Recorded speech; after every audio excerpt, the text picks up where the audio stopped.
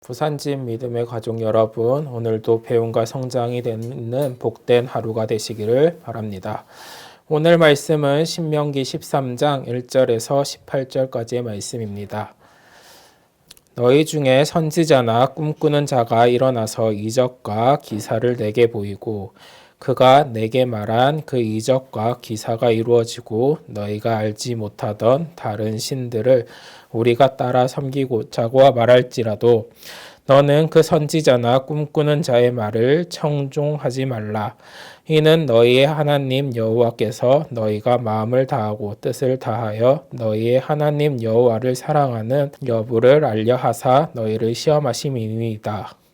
너희는 너희의 하나님 여호와를 따르며 그를 경외하며 그의 명령을 지키며 그의 목소리를 청종하여 그를 섬기며 그를 의지하며 그런 선지자나 꿈꾸는 자는 죽이라. 이는 그가 너희에게 너희를 애굽 땅에서 인도하여 내시며 종 되었던 집에서 속량하신 너희의 하나님 여호와를 배반하려 하며 너의 하나님 여호와께서 내게 행하라 명령하신 도에서 너를 떼내려고 말하였음이라.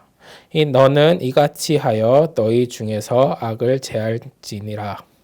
내 하나님의 아들 곧 내 형제나 내 자녀나 내 품의 아내나 너와 생명을 함께 하는 친구가 가만히 너를 꾀어 이르기를 너와 내 조상들을 알지 못하던 다른 신들 곧 내 사방에 둘러싸고 있는 민족 혹 내게서 가깝든지 내게서 멀든지 땅 이 끝에서 저 끝에까지 있는 민족의 신들을 우리가 가서 섬기자 할지라도 너는 그를 따르지 말며 듣지 말며 긍휼히 여기지 말며 애석히 여기지 말며 숨기지 말고 너는 용서 없이 그를 죽이되 죽일 때 내가 먼저 그에게 손을 대고 후에 뭇백성이 손에 대라.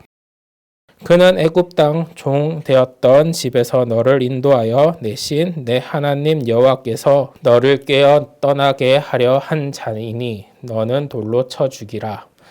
그리하면 온 이스라엘이 듣고 두려워하여 이같이 악을 다시는 너희 중에 행하지 못하리라. 내 하나님 여호와께서 내게 주어 거주하게 하시는 한 성읍에 대하여 내게 소문이 들리기를 너희 가운데서 어떤 불량배가 일어나서 그 성읍 주민을 유혹하여 이르기를 너희가 알지 못하던 다른 신들을 우리가 가서 섬기자 한다 하거든. 너는 자세히 묻고 살펴보아서 이런 가증한 일이 너희 가운데에 있다는 것을 확실한 사실로 드러나면 너는 마땅히 그 성읍 주민을 칼날로 죽이고 그 성읍과 그 가운데에 거주하는 모든 것과 그 가축을 칼날로 진멸하고 또 그 속에서 빼앗아 차지한 물건을 다 거리에 모아놓고 그 성읍과 그 탈취물 전부를 불살라 내 하나님 여호와께 드릴지니 그 성읍은 영구히 폐허가 되어 다시는 건축되지 아니할 것이라.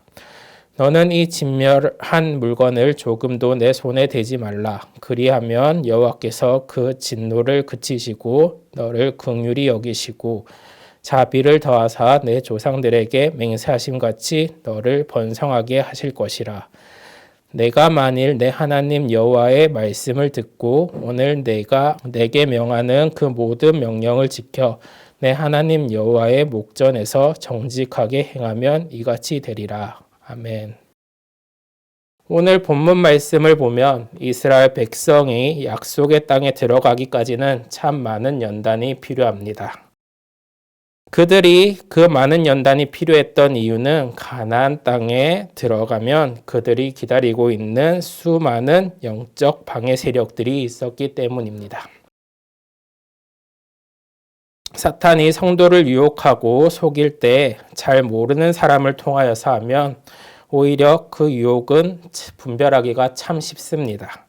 하지만 사탄은 가까운 사람이나 믿을 만한 사람을 통하여서 우리를 유혹할 때가 있습니다.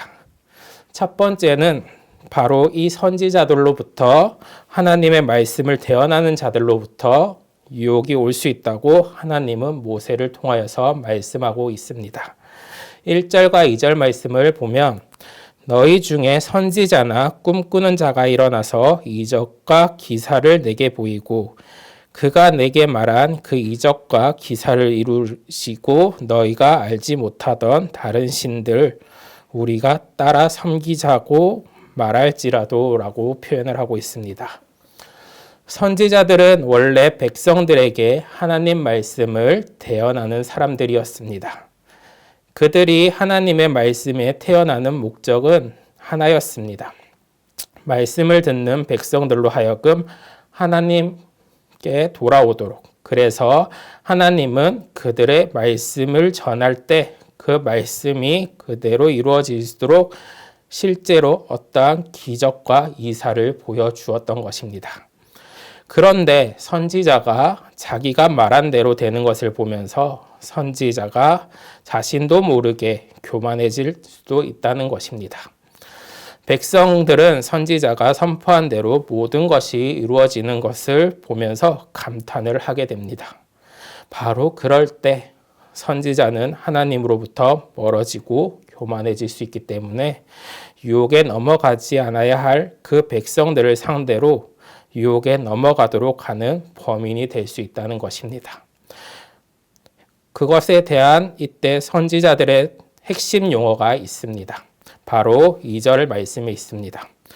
그가 내게 말한 그 이적과 기사가 이루어지고 너희가 알지 못하던 다른 신들을 우리가 따라 섬기자고 말할지라도 라고 적혀져 있습니다. 이 말은 2절뿐만 아니라 또 6절 그리고 13절에도 반복되어 표현되고 있습니다. 우리가 잘 알지 못하는 이방인들이 섬기는 신들을 우리도 한번 따라가서 섬겨보자. 이렇게 말할 때 많은 백성들은 쉽게 현혹될 수가 있습니다. 그래, 저 사람 말이 분명히 맞을 거야. 왜냐하면 사람들이 많은 기적을 일어났잖아.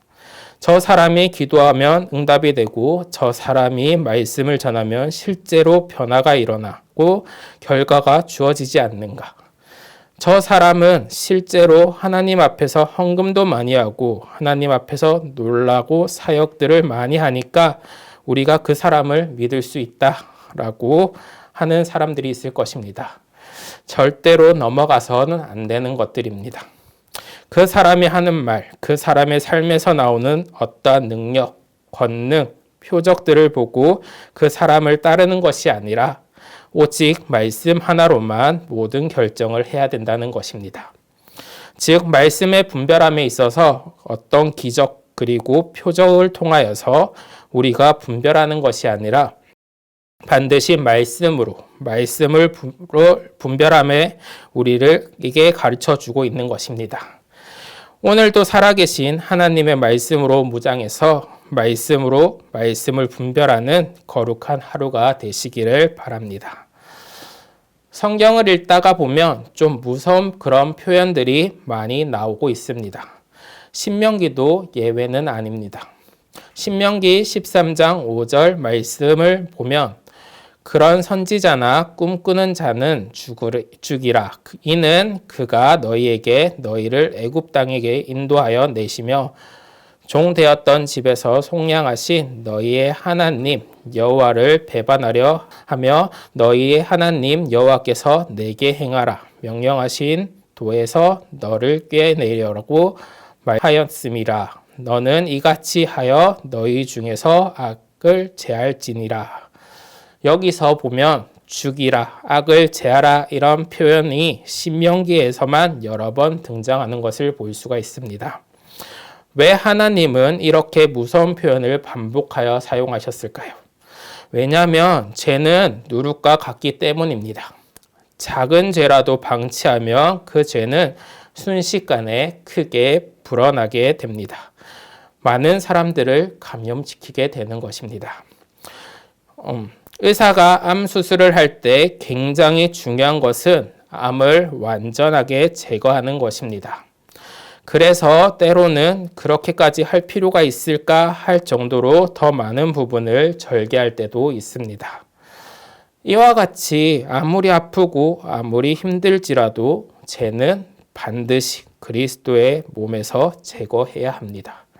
완전히 잘라내어야 한다는 것입니다. 참 그런데 이게 참 힘든 게 그 죄가 그 유혹이 가족에서부터 온다면 그게 얼마나 힘들까요? 선지자가 잘못했을 때 그를 돌로 치는 것은 그렇게 어렵지 않습니다. 그러나 내가 사랑하는 내 형제, 내 자매, 심지어 자신의 배우자가 유혹한다면 어떻게 해야 될까요? 오늘 말씀을 보면, 오늘 6절의 말씀을 보면 내 어머니의 아들 곧 내 형제나 내 자녀나 내 품의 아내나 너와 생명을 함께하는 친구가 가만히 너를 깨어 이르기를 너와 내 조상들이 알지 못하던 다른 신들을 섬기는 자라고 할 때가 어떻게 해야 되느냐라고 나와 있고 그에 대한 대답으로 8절과 9절에 나와 있습니다. 너는 그를 따르지 말며 듣지 말며 긍휼히 여기지 말며 애석히 여기지 말며 숨기지 말고 너는 용서 없이 그를 죽이되 죽일 때 내가 먼저 그에게 손을 대고 후에 뭇백성이 손을 대라.